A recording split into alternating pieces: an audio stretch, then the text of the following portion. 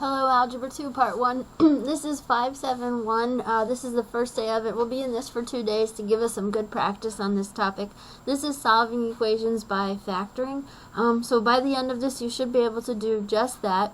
And one of the key things that we'll have to do before that is get the 0 on one side of the equation so the whole thing can be factored and solved. And then we can also use this process to find different parts of a function's domain and range using factoring. Now, the first thing that we want to review before we go ahead and do this is something that you know very well, and you've been familiar with this probably since the 2nd or 3rd grade, but maybe you didn't put a title on it and you never really gave it too much thought. And this is called the principle of zero products. And so this comes into play when we have things like 4 times 0 equals 0, 0 times 5 equals 0, negative 3 times 0 equals 0, okay?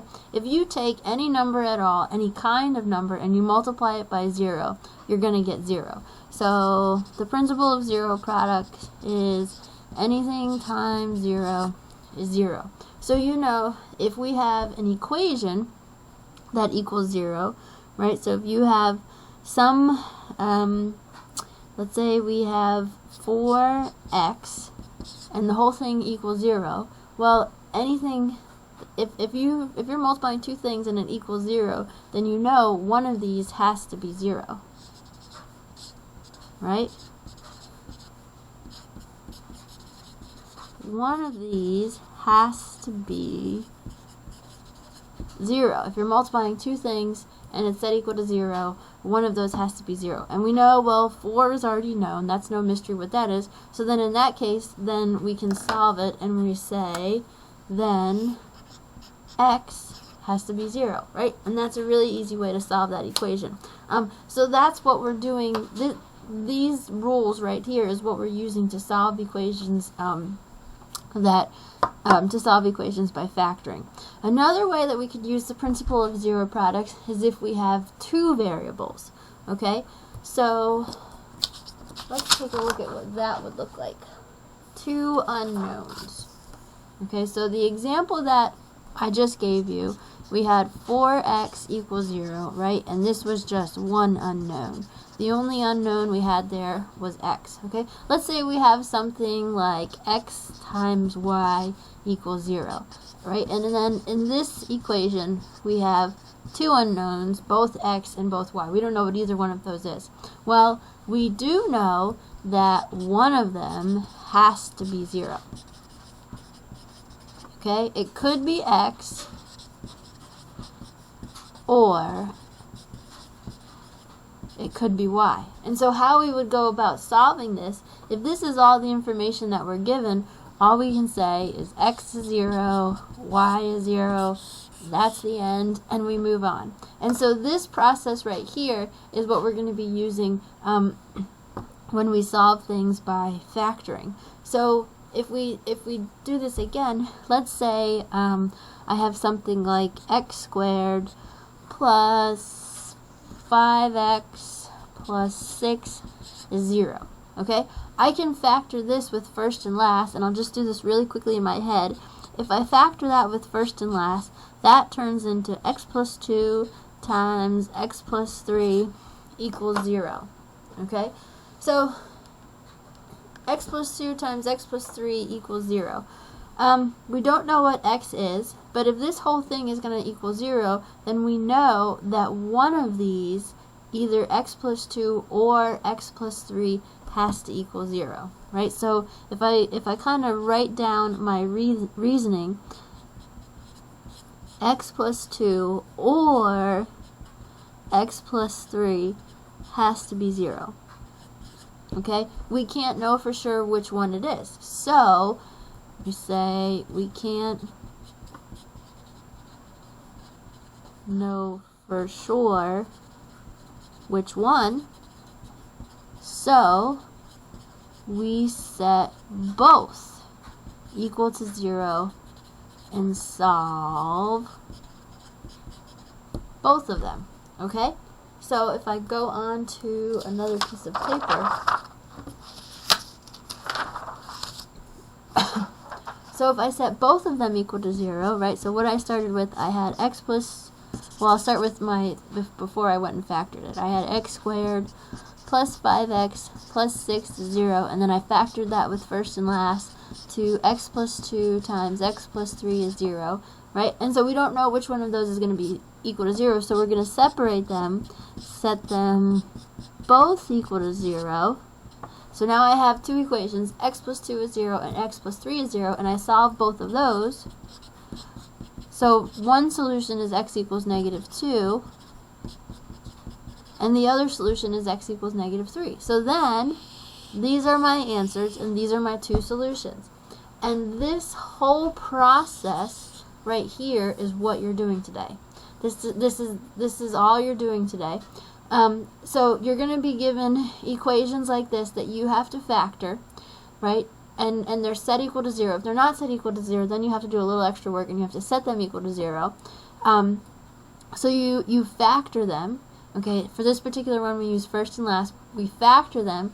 We take our factors, we split them apart, set those factors equal to 0, and then you solve those. So we're factoring, separating all the factors, setting them equal to 0, and solving. Okay, so let's jump into your classwork here.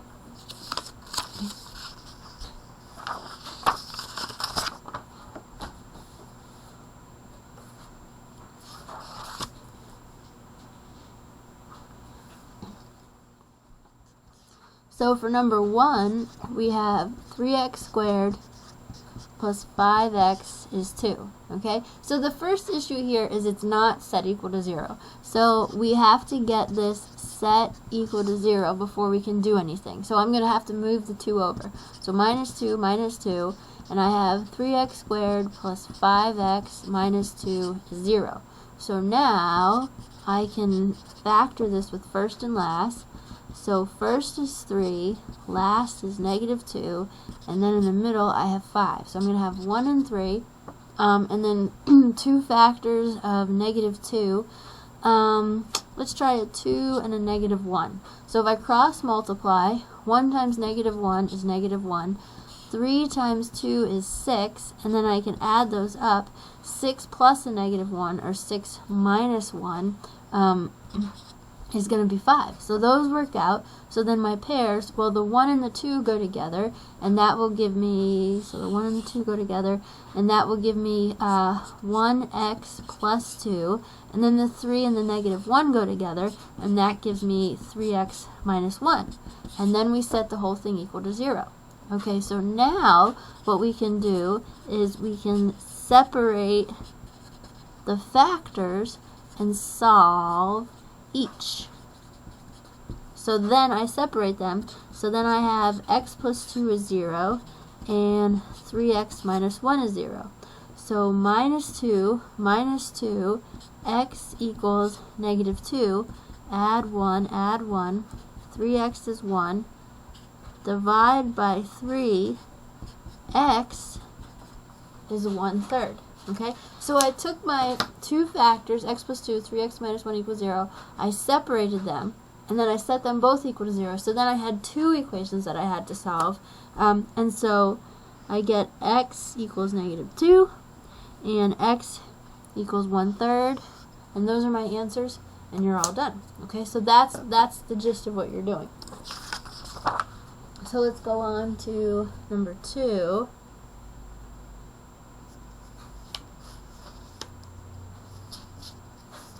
See.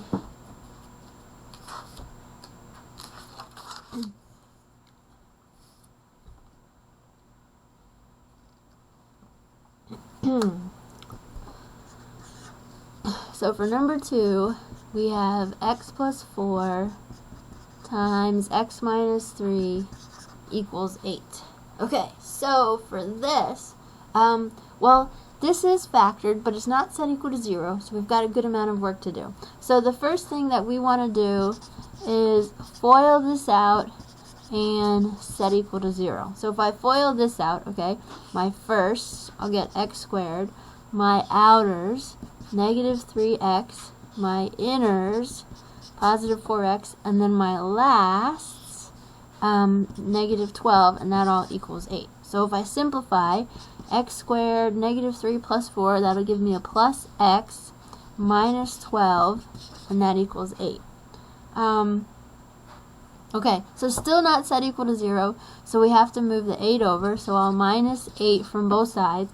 So now I have x squared plus x minus 20 is 0. Okay, so now I've got something set equal to 0, so now I can factor this. So I'm going to factor it with first and last. So first is 1, last is negative 20, and then in the middle I have 1. So I'll have 1 and 1, 2 factors of negative 20. Let's try a 5 and a negative 4. So if I cross multiply, 1 times negative 4 is negative 4, 1 times 5 is 5. I can add those up. 5 plus a negative 4, or 5 minus 4, gives us a positive 1. So that's good. So 1 and 5 are a pair. Okay, and then I'm going to kick this up here. So 1 and 5 are a pair, so that's going to give us the factor 1x plus 5.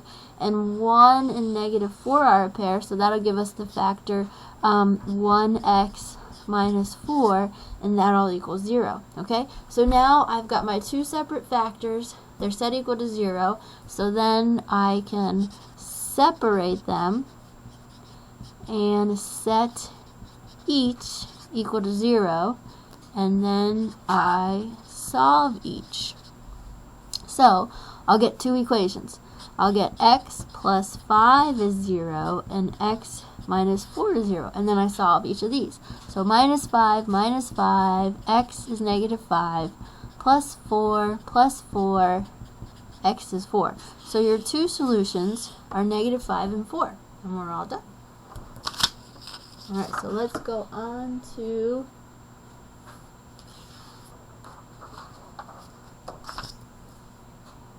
let's see, so that was number 2. Let's see what we have next. Number 3. So number 3, we've got 4 terms, so that means we're going to be doing some factoring by grouping. Alright, so for number 3, we have x cubed minus x squared minus 25x plus 25 is 0. Okay, so my first two terms, let's see, I'll put parentheses around my first two terms, and then I'll put parentheses around my last two terms. Now remember, if you put the parentheses in yourself and you have a minus sign between those two sets, then you have to flip this sign here. So that plus sign, we're going to have to change that to a minus sign. Okay, so now we can pull the GCF out of each set of parentheses.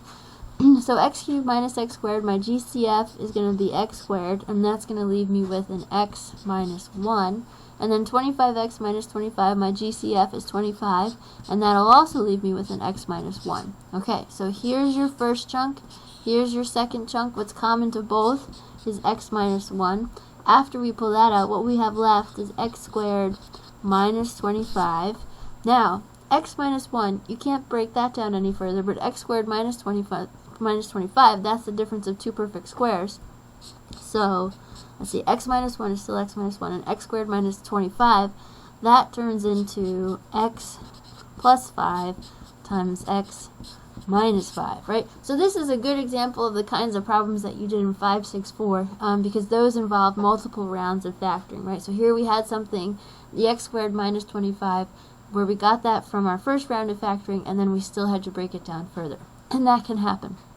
So now, what we want to do, now we have 3 factors, so we want to set each one of these 3 factors equal to 0 and solve. So, I'll have x minus 1 is 0, x plus 5 is 0, and x minus 5 is 0. So add 1, x is 1, minus 5, x is negative 5, add 5, x is 5. So for this problem, we get 3 solutions.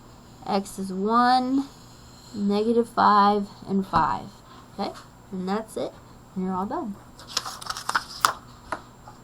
Now, the other thing that we can use the principles of zero products is to find the zeros of functions. Okay? Now, if we think back to a few things that we learned at the very beginning of the year, we started talking about the domain of a function and the range of a function. I don't know if you remember those two words from the beginning of the year. The domain of a function are the x values that are possible for that function,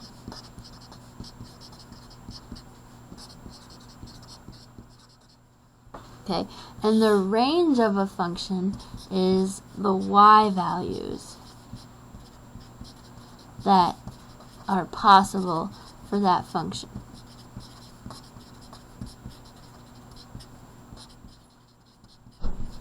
Okay, now there are some domain values where if you plug them in, they will give you a 0 in your range. And remember, we talked about every domain value you can pair up with a range value. Okay, so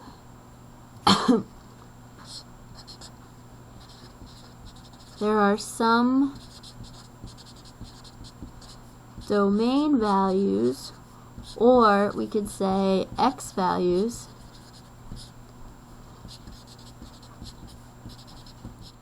that will give you a range value, or we could say a y value of 0. Okay? And these domain values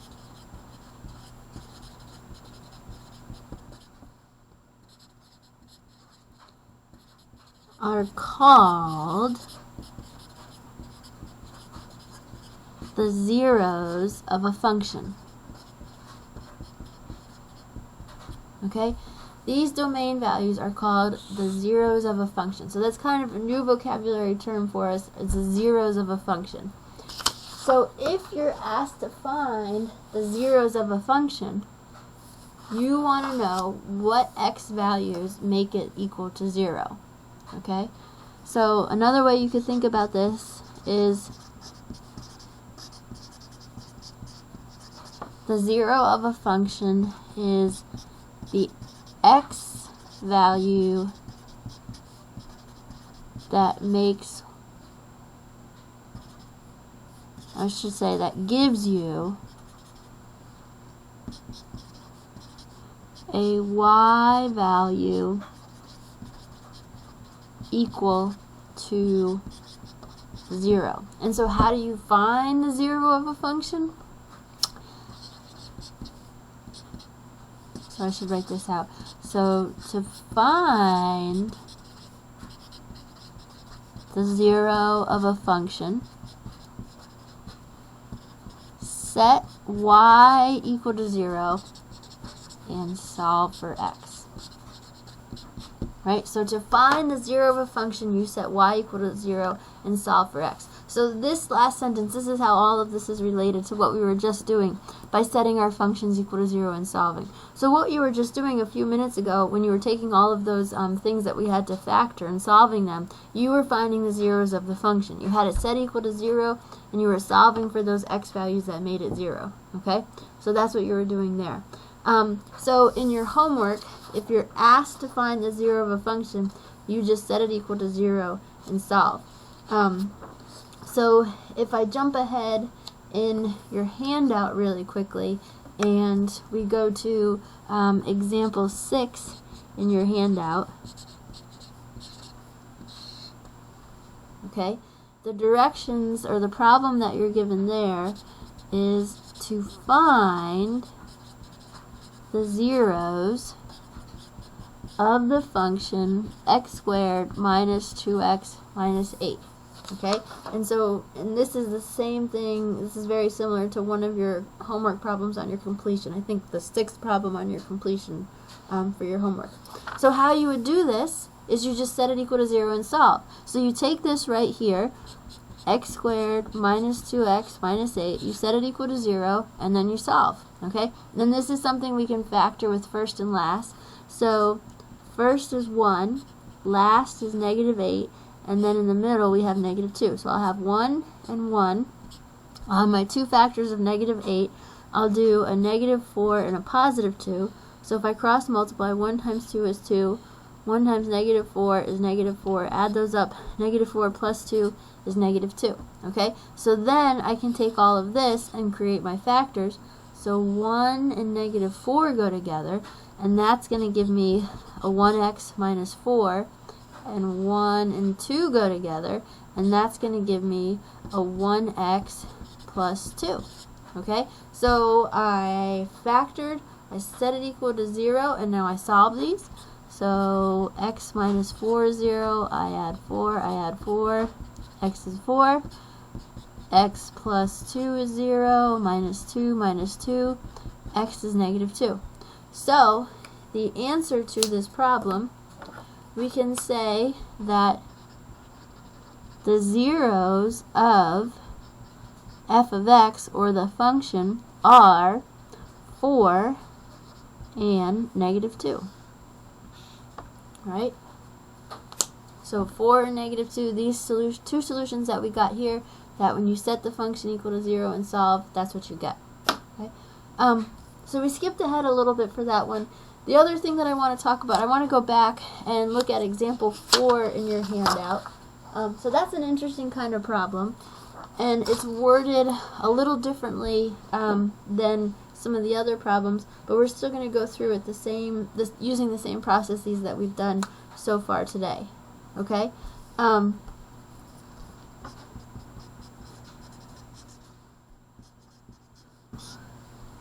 Alright, so what example 4 says is, let's see, I'll just write it out because it's kind of small.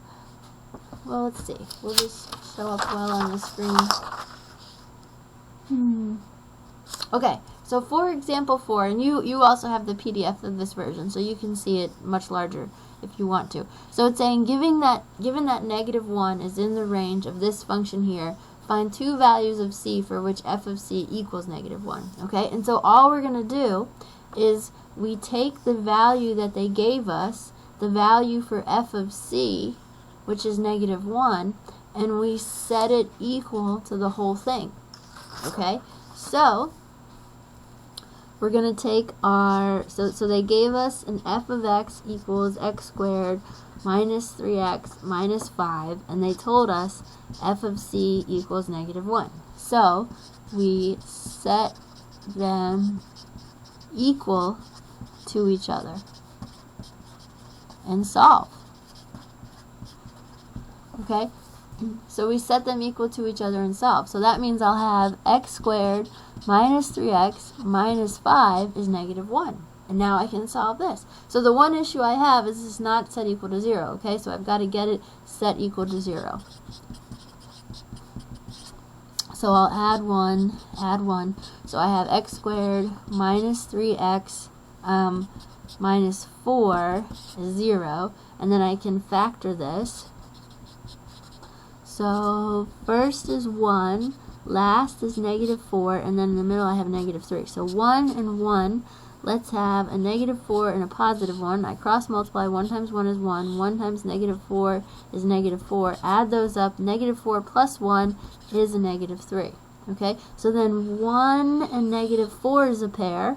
And that's going to give me the factor 1x minus 4. And 1 and 1 is a pair. And that'll give me the factor 1x plus 1. And that's all equal to 0. So now I separate and solve. So I'll have x minus 4 is 0, x plus 1 is 0, okay? And I solve each of these, and I get x is 4, and I get x is negative 1. So the answers to your problem are 4 and negative 1, okay? So for those problems, like example 4, and I think you might have a homework problem like this, all you do is you take the function that they gave you, and you take the value that they gave you for f of c, you set them equal to each other and solve, right? So I have x squared minus 3x minus 5 equals this negative 1 that came from here, and then I run through the process that we learned at the beginning of class, and we just solve for x. And I think, let's see, so then example 5 is something similar to that, so we'll run through that.